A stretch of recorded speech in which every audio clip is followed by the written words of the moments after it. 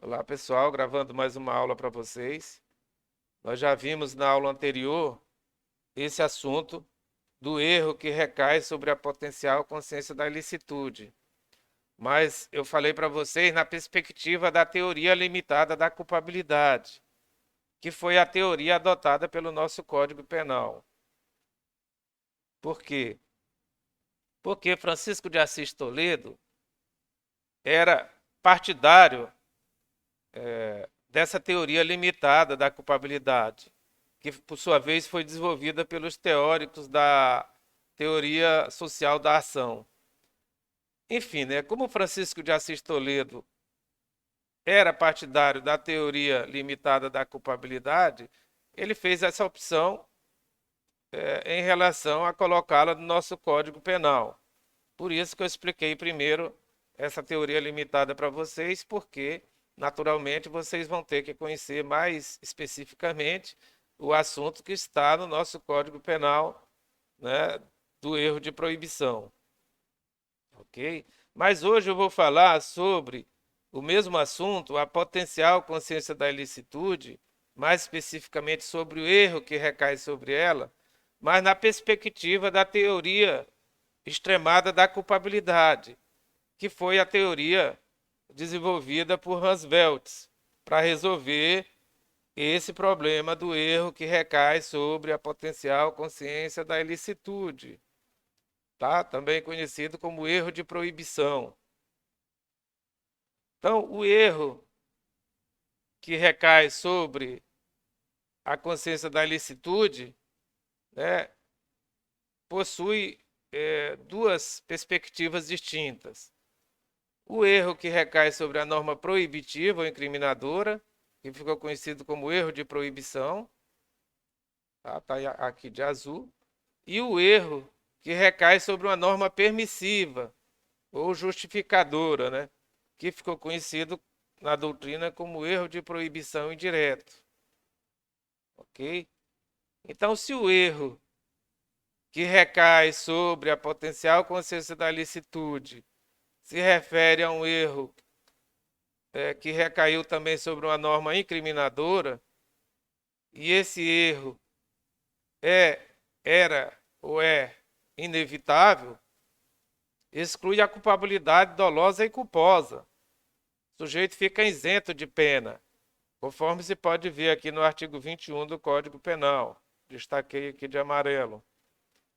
Se o erro que recai sobre a potencial consciência da ilicitude e se refere a uma norma proibitiva, incriminadora, e esse erro é evitável, então diminui a culpabilidade dolosa, mas não a exclui, conforme nós estamos vendo aqui.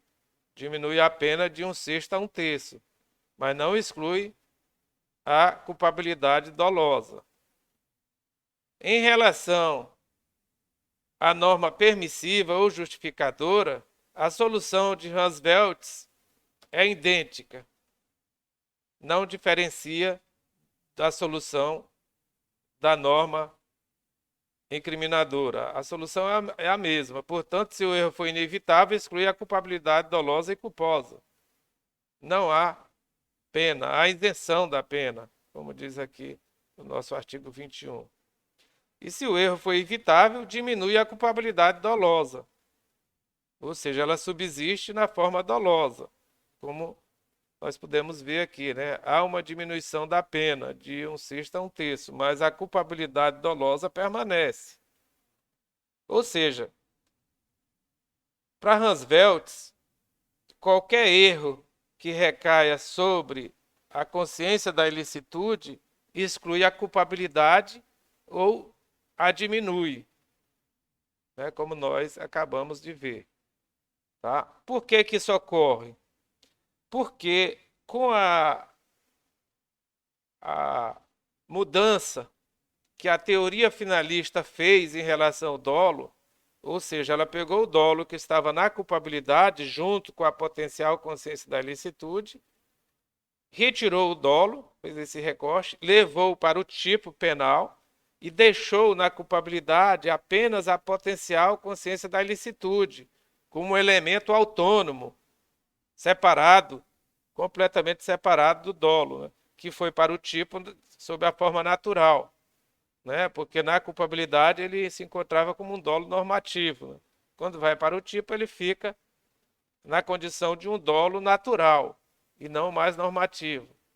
Mas a consciência da ilicitude, ou a potencial consciência da ilicitude, ela permaneceu na culpabilidade como um elemento agora independente. Então, eu peguei aqui o fundamento do livro do professor Juarez Tavares, que é certamente o maior penalista brasileiro, que diz o seguinte: o dolo divorciou-se da consciência da ilicitude e foi para o tipo. A consciência da ilicitude adquiriu autonomia própria e permaneceu na culpabilidade. Logo, todo erro que recai sobre a antijuricidade, sobre a ilicitude, é erro de proibição. Essas ideias, elas estão no livro do professor Juarez Tavares, chamado Fundamentos da Teoria do Delito, publicado pela editora Tirante, né, São Paulo, na página 519. Então, essa foi a solução que Veltz encontrou para o erro que recai sobre a consciência da ilicitude. Ok?